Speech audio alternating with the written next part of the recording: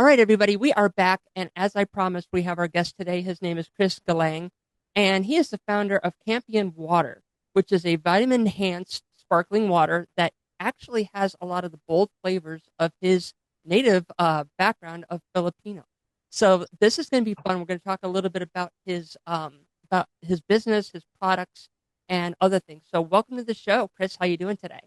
Thanks so much. I'm doing good, and yeah, appreciate you having me today. Absolutely, it's going to be fun. Um, Yeah. so first of all, kind of tell me a little bit about yourself and how you got into doing something like this and producing sparkling water. Yeah, so this is my first consumer packaged good endeavor, but it was sort of the perfect timing for a few things. I had just turned 40 and I grew up in the US, and part of that was that I never really got to learn about the Filipino culture as much. And so when I turned 40, there was sort of a desire to reconnect with that culture. Professionally, I've been in banking for nearly 20 years and I sort of wanted to try something different. And so one day I was drinking some sparkling water and I just was thinking about, the flavors that I grew up with. Did some research around like companies that were maybe offering it, and there really wasn't any, maybe one that was doing it. And so that got me thinking, and sort of that was sort of the catalyst to why I started the company. And so the idea for this was around Thanksgiving of last year. And then in July of this year, I quit my job and hoping to launch the company and the product here in the next few weeks. And so it's been a great year, a lot of learning. And yeah, just kind of excited. But it was just sort of a perfect storm, and I figured if not now, then when? And so we're gonna give it a try. Awesome. Yeah, So obviously, banking and this are completely different, really and good. it's probably a culture shock for you to go from one to the other. But how did you come up with the ability to have it manufactured, and how did Yeah. you find out your flavors, and um, how do you make it right for you?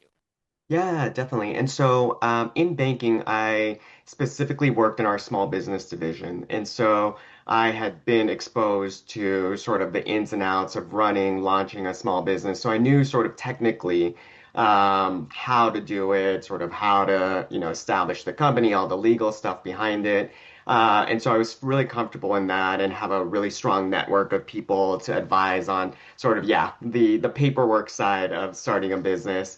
And then on sort of the the skill set side of the business, I've just kind of been reaching out to folks that are in the industry. I will say that everyone has just been so helpful. And so I've cold called some founders and just asked them, say, hey, I'm kind of doing this thing. And I will say just been really amazed at how other founders, other brands are just so eager to help people that are new to this. And so that's sort of the other piece, just, tapping the network, figuring out who I can call for help.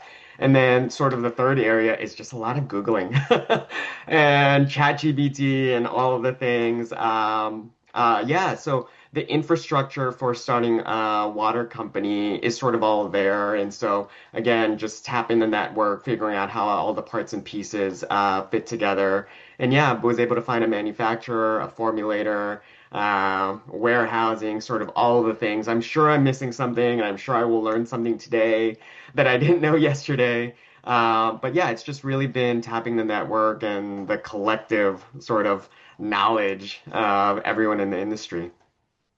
Yeah, that's definitely the hardest part is manufacturing it. And Hmm. also, not necessarily just manufacturing it, but you have to have a really good marketing, uh, plan involved with it Yeah, as well as labeling.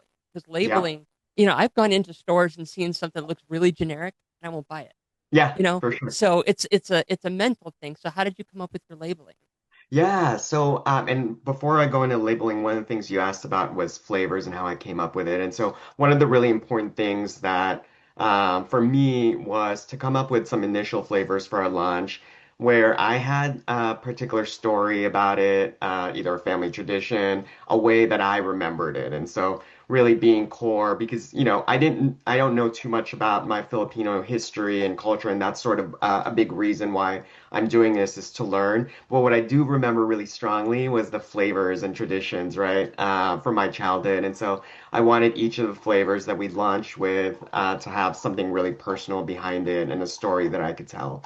Um, and so the three flavors are going to be calamansi, lychee, and melon. Again, all of them sort of really close to my heart in terms of things that I remember from my childhood. And so I hope you all enjoy those flavors. But just on labeling, I tell this story about how one of the first things when I came up with this idea was that I wanted to come up with a logo.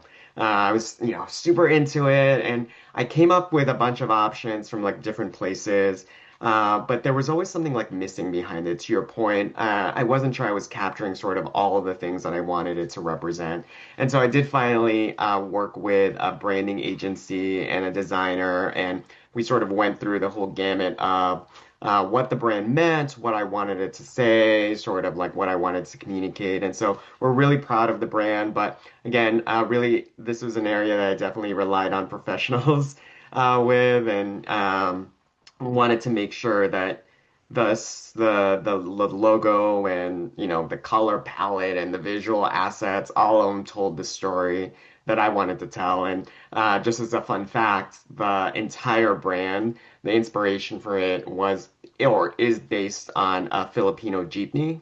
And so, if you're not familiar with what that is, it's jeepneys are repurposed military vehicles from World War II that were sort of repurposed into public transportation in the Philippines. They were sort of redecorated in really bright patterns, but they still use them today. But that was sort of the inspiration for the brand, is sort of the bright, colorful palette of a jeepney, and we hope that it comes through as that.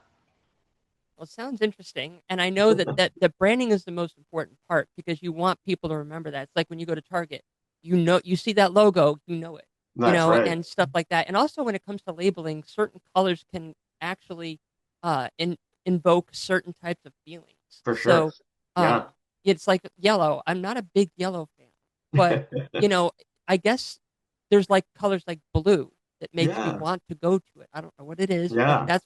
that's my light where I'm the moth going towards it. Um, Now as far as the Asian cultures, I know a lot of times they have some pretty spicy foods. Um, have you ever thought, and I don't even know if they make something like this, have you ever thought about having like a little bit of a spice, like a cayenne or something inside of it? Funnily enough, there are definitely some Asian flavors that are and Filipino flavors that you might not expect or probably are not offered on the market today. But yeah, we've kind of been thinking about would it be cool to do like a novelty specialty run of a really unique flavor, just as a way to get people talking. And so we're not saying no. We won't be launching with it, Emma, but certainly it's one of these ideas that we have around kind of teaching and sharing the culture, maybe some novelty flavors down the line. Well, it's nice that you're starting out kind of small with just about three different drinks because if you Hmm. overdo it, you're going to That's have to right. pay those costs and they're not going to sell. And then you end up Yep. losing money. And that's not what anybody wants to do when you're in Yeah, business. exactly. Now, when it comes to when it comes to uh, promoting this stuff, Mhm. how are you going to do that? Yeah, and so really the main way that we've been doing promotion and outreach is on Instagram. And really, as I've talked to the team about it, the best thing that we can do is really just not follow trends, but really focus in on authentic storytelling. And so that's what the team is really focused in on. If you check out our Instagram, reluctantly, I'm on it. I'm not, doing creating the content is not necessarily my favorite, but I do love to talk about the brand and do love to talk about the stories. And so, yeah, I think that that's what we're really focused in on is building a following and a community that's really engaged with the storytelling. And so, really for us, quite frankly, since we are just launching, really putting more focus in on instead of the follower count, really making sure that that follower count is really engaged. And so that in itself, I think, will have a halo effect on the promotion. Is that if you get some uh, really fervent fans of the brand, they'll be sort of your storyteller and they'll be your ambassador. And so that's what we're really focusing on. You know, our marketing budget is thin. And so we really are focusing in on instead of just, maybe artificially pumping up our follower count, making sure again that those followers that we're giving them content that they can engage with and that resonates with them. And so that's really the strategy right now is starting small, grassroots, building community, and hopefully, again, building a following that can be ambassadors for us as we grow the brand. Yeah, I'll tell you, you've said something very important in there, and that is a lot of people believe that if they have like 300,000 followers, that it's going to Mm, be great. But if you have 300,000 followers, but only about 1% engage, what that's did you right. do? You Yeah. know? So having that is very important. And I guess knowing um, uh, the, um, the system for social media is important because it's Yeah. vast. Everybody has it. I remember when MySpace just came on, and I was like, "Wow, what is this?" And now it's like it's a part of our everyday life, That's and it right. really has changed the way that we have to market ourselves and have to sell ourselves. And at the same time, have you decided to possibly even look into some of the old-fashioned stuff like flyers, mailers, email Yeah, lists? absolutely. I mean, when we launch, we're really hoping to be a part of like some of the community festivals, food fairs here in the Northern California area and the San Francisco Bay Area. And so, yeah, I mean, I'm sure we'll be doing some couponing, some flyers, things like that. I mean, yeah, now to your point with social media being so prevalent and sort of everywhere, it is nice maybe to go back to some of the basics and maybe that paper coupon will do something. And so we're really open to it. But just on your point around knowing the Instagram system and the algorithm, again, I have a great team that is helping me with that. But we're really trying to make sure that we are targeting folks with our ads that have high likelihood to respond. So instead of casting a really wide net, we are really focusing in on a smaller niche net to make sure that, yeah, we get that engagement. Now, as far as distribution, that's probably the most important part with any type of That's right. Yeah. any type of product. You got to have it out in stores. Have you been making any type of attempts to maybe have like something like Walmart or Amazon or any of these other places offer it? And would they be offering it like 6 packs, 12 packs, or individually? And Yeah. any luck with Yeah. that? Absolutely. Distribution and sales, definitely learning a lot. But when we go to launch, it will be available obviously on e-commerce through our website as well as Amazon. And so customers that want to try us out, they can buy directly from there in 6 packs. We wanted to make sure that, with a new brand, that we kept the price point at a place where people would be willing to take a risk on us. And so the 6 packs are what you'll see us selling. Just in terms of physical retail stores, we are working on that right now. We have a few buyers that have shown interest that we are working with to get them samples and sort of all of the agreements. But in terms of retail, we are focusing, like I said, here on the San Francisco Bay Area. It's our headquarters. We're familiar with it. We really have a strong audience of folks in the Filipino community here, and so it was just natural.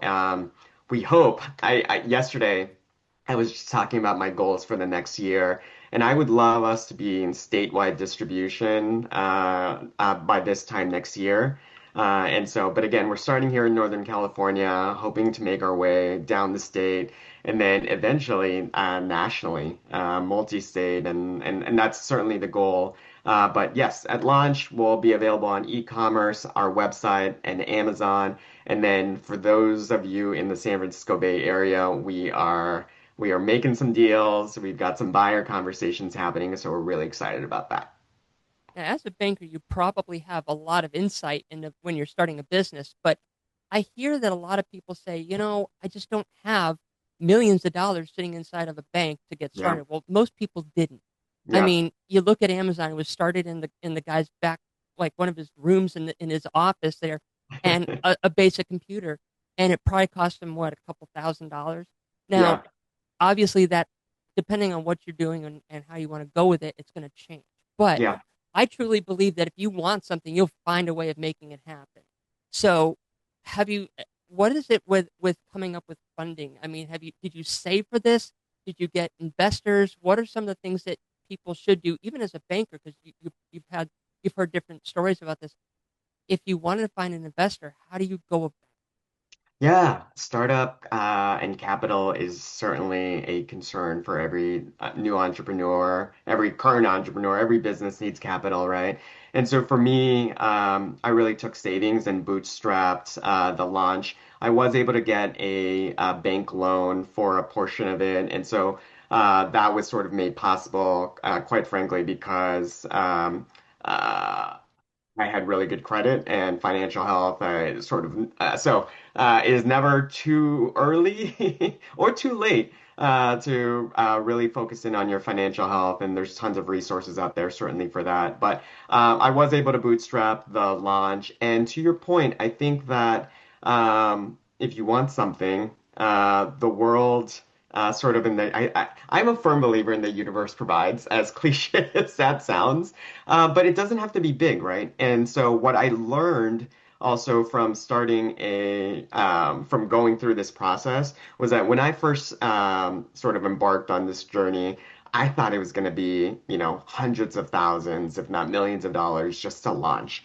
And I would say that the infrastructure, like I said, is really mature, and launching a brand now is probably easier than ever. And so part of it is again making sure to tap your network, figuring out where you need to spend money, what you can hold off on, being really strict about your budget, and trying to figure out based on the resources that you have, how you can make it happen. And some of it is just that you just have to be really scrappy and DIY and chat GPT and all of the AI to help make it happen. But really, again, I did not have millions of dollars in the bank myself. And so, but I really, the first step was really, I believed in myself, I believed in the brand, I believed in what we wanted to do. And so part of that was, yeah, investing my own money in making this happen.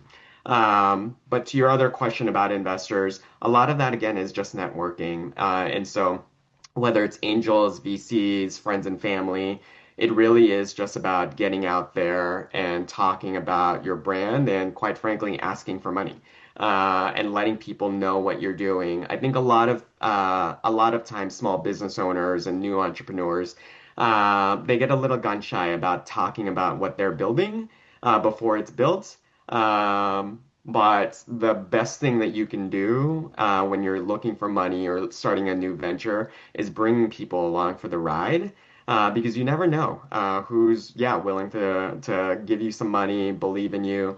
I would say that when I was talking about this venture with just some of my coworkers who are also friends, the funny thing is I found that maybe 9 out of 10 times after I told someone about the venture, they would end with, "Hey, if you're ever looking for any money, I'm always looking for things to invest in." And so the fact that I think just talking about it, not even looking for money at the time, just talking about it, people will come if your idea and your story, if they can tell the passion behind it. And so we are fundraising, so more to come on that.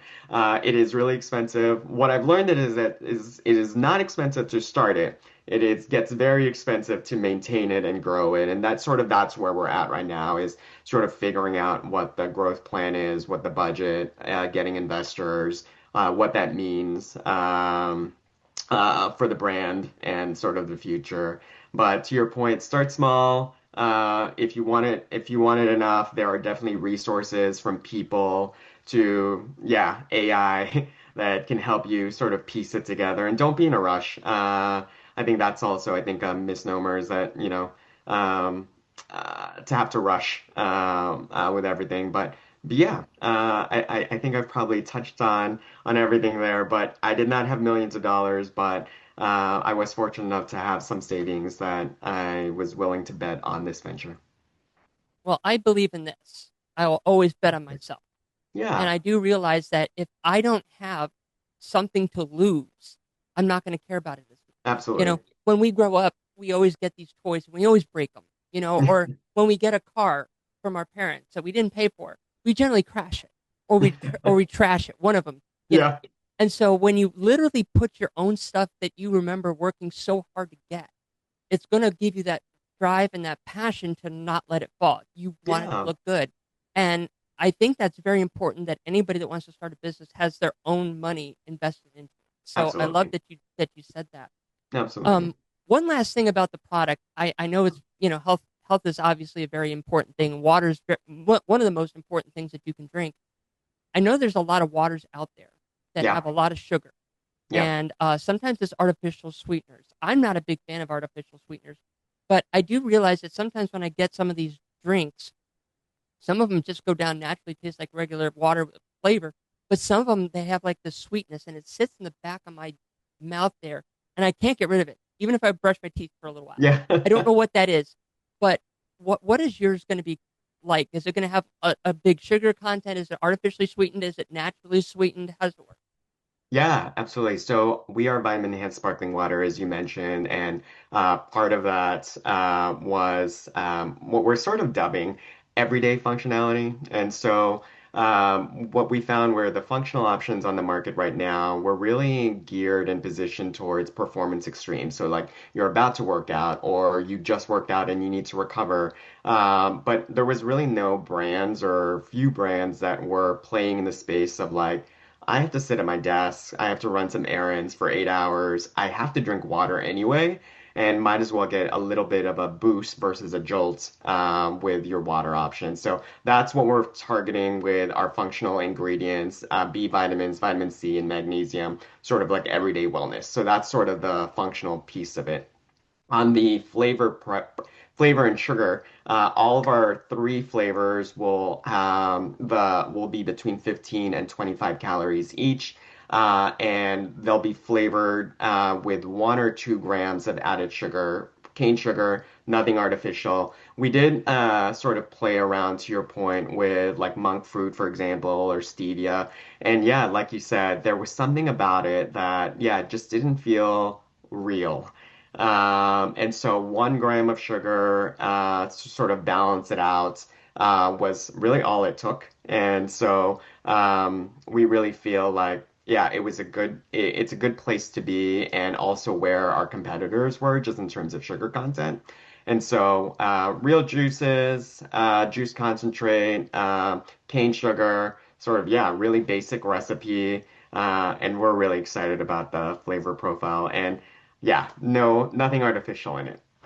I love that. Um, Yes. Now, as far as the future of this, where do you want to see yourself? Let's just say in 5 years. 5 years, yeah, in 5 years, we'd love to be a national brand. We have a lot of work to go to get there, certainly, but yeah, I would love to see us nationally in the big chains, Safeway, Whole Foods, Costco.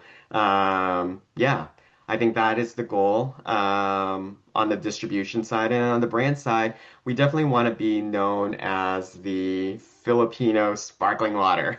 That is sort of the brand that we are building and really having a community that appreciates that and the storytelling and yeah, having us be synonymous with sort of taking the great representation that we see with Asian inspired brands and kind of the next evolution of it by going deep into Filipino culture and yeah, going deep instead of broad. One last thing that I was thinking about Yeah. before we close this out, and it's very important. If you have any type of product or brand, one of the things you want to do is trademark it and copyright it. Yeah. Have you needed? I don't know if this would need a copyright, but I do know it would probably need a patent and or a trademark. How important was that for you? And did you get one Yeah. yet? Yeah, starting a new brand. Like I said, I had the fortune of working with a lot of small businesses in my career. And yeah, all of the legal stuff was definitely something that I was hyper aware of. And so it is amazing though how many lawyers that you need to start a new business.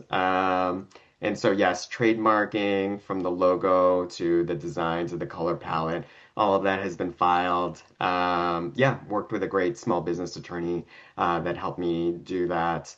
And yeah, good point is just these are some of the things that you forget as a small business, but definitely having a strong legal foundation for your business is one of the first things that you should, but yeah, you should think about and research.